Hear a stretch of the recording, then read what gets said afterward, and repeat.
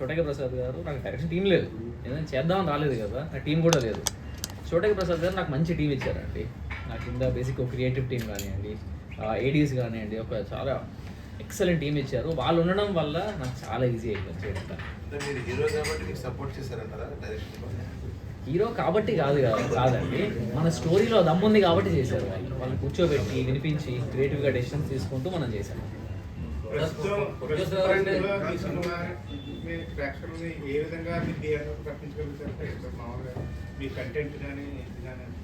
So ఇప్పుడు మనం చూస్తుంటే మనం మార్కెటింగ్ మొత్తం రెగ్యులర్గా చేయట్లేదండి, డిఫరెంట్గా చేస్తున్నాం. మీరు చూస్తే 2 రోజుల బ్యాక్ వచ్చిన క్యాంపెయిన్ స్టార్ట్ చేశాను. సో మేమిద్దరం రోడ్డు మీద ఉండి ర్యాండమ్గా కొన్ని బైక్లు ఆపుతున్నాం. ఇంకా మన సినిమా బైక్ గురించి, హీరో బైక్ ఒక రావణాసురుడు లాంటి క్యారెక్టర్ ఎత్తుకోపోతే వీడు ఎలా తెచ్చుకున్నాడా అనేది మన బేసిక్ ప్లాట్.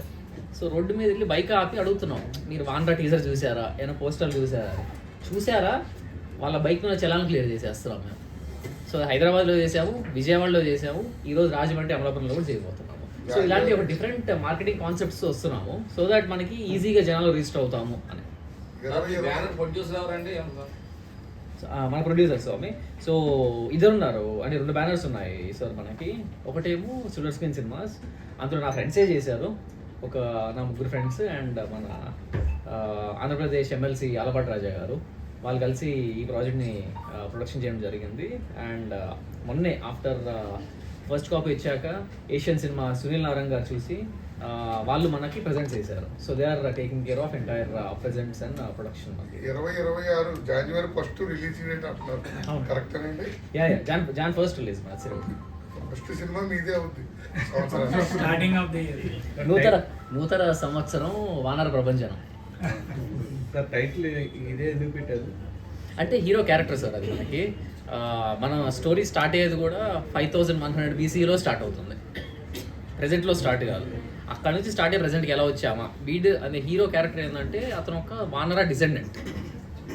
అలాంటి వాడి బైక్ పట్టుకెళ్ళిపోతే ఎవరన్నా మోడర్న్ ఏజ్లో, వాడు రావణాసురుడు లాంటి క్యారెక్టర్ అయితే ఎలా కొట్టుకుంటారు, కోతిలో రావణాసురుడు మీద పడుతుంది.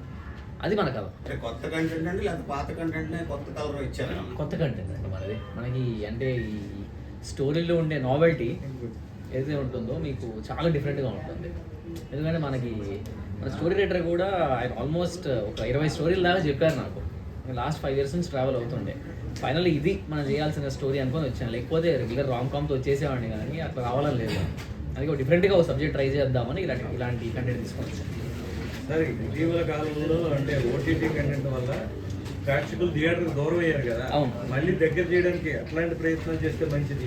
అంటే ఇప్పుడు మంచి సినిమా పడిందంటే జనాలు ఆగట్లేదు.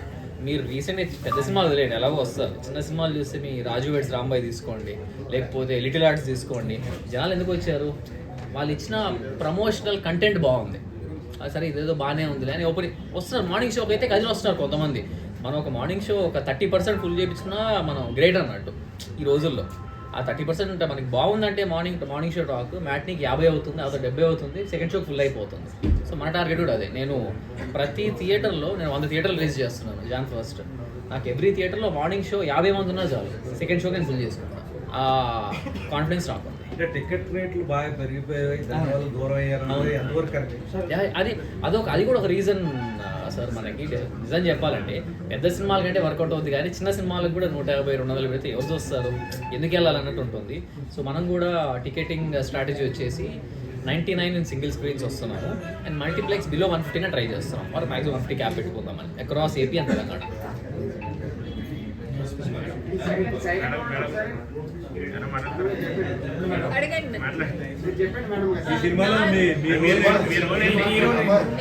ఇంతకు ముందు శివాజీ నగరానికి సెహరీ అథర్వా సిటీ అమ్మాయి క్యారెక్టర్ ప్లే చేశాను. ఇందులో వానరాలో ఫస్ట్ టైం నేను ఒక అచ్చం పల్లెటూరు అమ్మాయి కొంచెం మనసులో ఏముంటుంది అదే బయట చెప్తుంది, చాలా ఆనెస్ట్గా ఒక మంచి మాసీ ఫన్ క్యారెక్టర్తో వస్తున్నాను.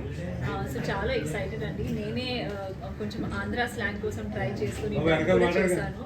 సో ఆడియన్సెస్ తప్పకుండా సపోర్ట్ చేస్తారని నమ్మకం ఉంది. అండ్ నా ఫిల్మోగ్రఫీలో ఇలాంటి ఒక క్యారెక్టర్ ఉందని I have to thank Avinash.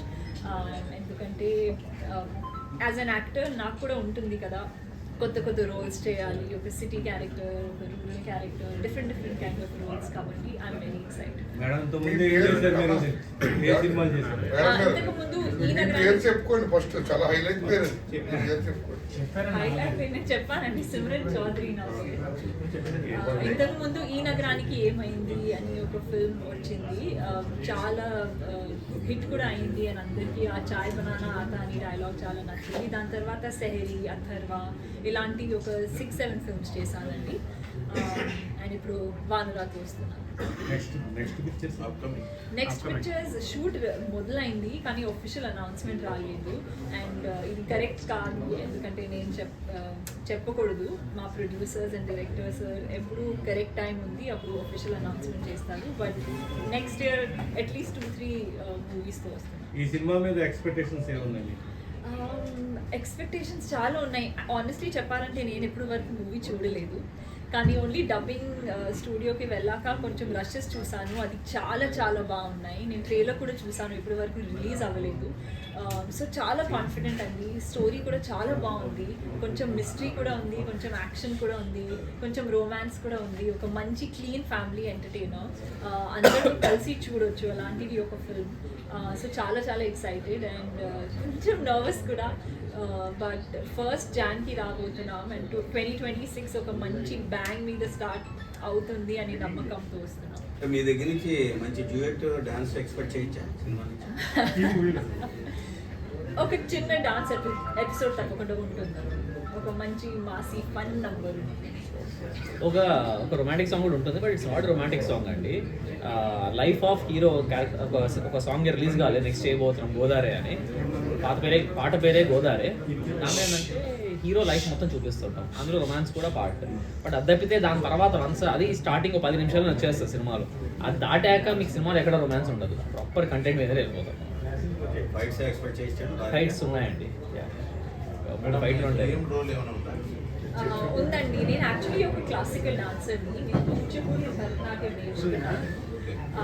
కానీ ఇప్పుడు వరకు ఎప్పుడు ఆ స్కిల్ నేను చూపించలేదు సినిమాస్. సో ఒక మంచి డాన్స్ రోల్ చేయాలని నాకు.